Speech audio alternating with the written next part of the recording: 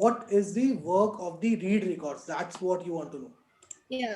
See dear, this Yeah. read records is actually pulling the details from this users table.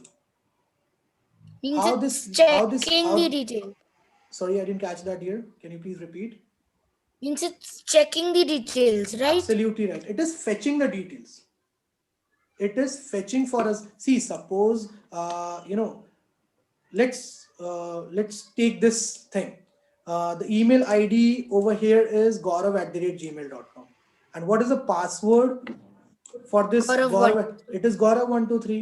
Now, in order to fetch these details, in order to get these details from this table, in order to read these details from the table, we guys have made use of this read records block. See, create record block is used for creating the tables and storing the data. And read Okay. record block is used for reading the records from a table or from a particular database which is present on the data browser connected to this app. So this is a table, or you can say this is a database where you can find all the information, all the required information. Now there are two columns, one with name email and the second with name password. Now which is the thing, what is the thing that is creating these two columns? Let me just show it to you. In this create record block, we have defined two things, na, email and password. So Yes, these Path. are the two things which are actually creating these two columns over here. Fine. And this is the block which is actually storing the details in this users table. Now, in order to read the details from the table, we guys have made use of this read records block. So this read records block is going to fetch for us the details which are there present in the users table against this ID. Okay, get text email, the ID which the user will enter here on this sign in screen in this component, in this email component. This read record block is going to fetch for us the details which are present against the ID which the user will enter here in this email component. And that's why we are able to match the password field with this if loop. Yes, so if Okay. we didn't give this read records, we weren't able to No, match this we will password not be field. able to, yeah. How can we match that here?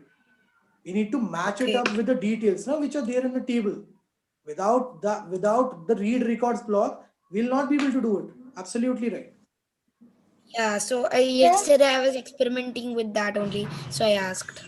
Is there any other question? Yes, Is there any sir. other? Yes, who's this? I am Akshat Pandey. I Yes, am Akshay. having a doubt that how can we change the screen to screen in Paint to sign in to sign up? Acha, okay, you were not able to understand that part. Let me just do it for you once again, dear. What do you have to do? You need to right click on the sign in screen. Okay, automatically you're going to come across this sign up, this cascading menu.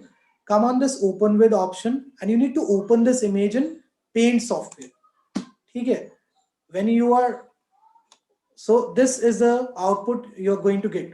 So this is, now this screen is there in this Paint software. Now how can you eliminate this sign in part? What you have to do, you need to make use of this selection tool.